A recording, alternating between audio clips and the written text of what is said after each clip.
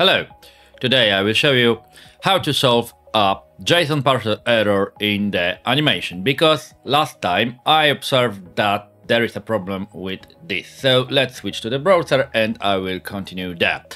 So here is the random effects animation flow that you can import into the Node-RED. So Ctrl+A, C or copy it to clipboard and then just import it quickly, and here we go, and do this, import it and like this. So now what you need to do, as always, so we need to copy the IP address. It will be our AWTrix Lite web panel, and I will copy this URL, go here and quickly, first of all, I will go here and I will type it just like this. There we go, and then use authentication, and I will copy this one, and out. Here we go, this, and here we go. Quickly, here we go.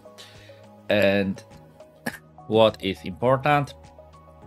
This one, return. The return says that there is a parsed JSON object, and for now I will click OK. Then I will go here and I will do exactly the same what I did previously. So copy the URL, do this, and then remember about 1/not2, and here we go, the name and the password, use authentication and use the password. Okay, here we go, and done, and not now, and deploy it, please. And you can see it's successfully deployed, but there is an error, and I will show you this. Here you have some small square, and if you will click it, it will speed up the change, because currently there is a random change every 5 minutes. So I will click it. So maybe it will be good to change it to English language every 5 minutes. Okay, something like this. Here you have random effects, effects, and done and deployed. And now you can see there is a JSON parse error. And every time I clicked on this small square, then you can see there is a JSON parse error. And you're wondering what is going on here.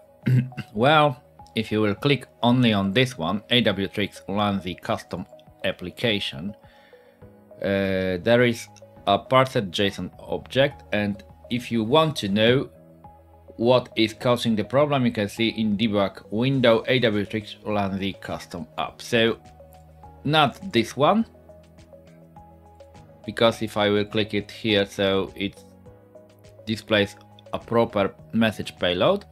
So the second flow is working correctly, but this one is problematic. And if you will click it here, and now if you will change a parsed JSON object into a UTF-8 string, just like that, and you will leave everything then as it is, so content type application JSON, and then you will click done, and then you will hit this, the parse error should disappear, by the way.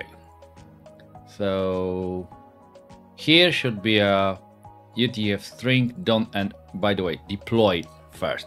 You need to deploy it, and then here we go, you click and there is no error. So after deployment, it is working like a charm. So when you will import this animation, then you need to click this twice and change the value from parsed JSON object into a UTF-8 string. That is all, and then done, and of course then hit deploy, and the problem is solved just like a charm, and there is no error here. Only you can see I'm clicking both, and the second one is only displaying a message payload, what is actually fine.